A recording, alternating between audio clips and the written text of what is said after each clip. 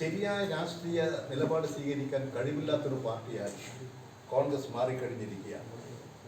ആ കോൺഗ്രസിൻ്റെ നേതാവ് ഇവിടെ വന്ന് പറയുന്നത് എന്താണ് കേരളത്തിൽ പിണറായി വിജയനെ ചോദ്യം ചെയ്യാനും അറസ്റ്റ് ചെയ്യാനും മോഡി ഗവൺമെൻറ് തയ്യാറാകാത്തത്, ഇഡി തയ്യാറാകാത്തത് എന്നാണ്.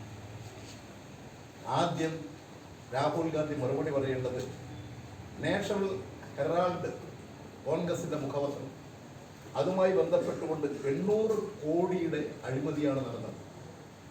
എന്താ രാഹുൽ ഗാന്ധിയെ അറസ്റ്റ് ചെയ്യാത്തത്? രാഹുൽ ഗാന്ധി തന്നെ സ്വയമേക ചോദിച്ചു നോക്ക്.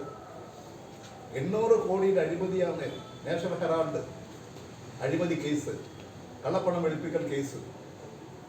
എന്തുകൊണ്ട് രാഹുൽ ഗാന്ധിയെ അറസ്റ്റ് ചെയ്യുന്നില്ല?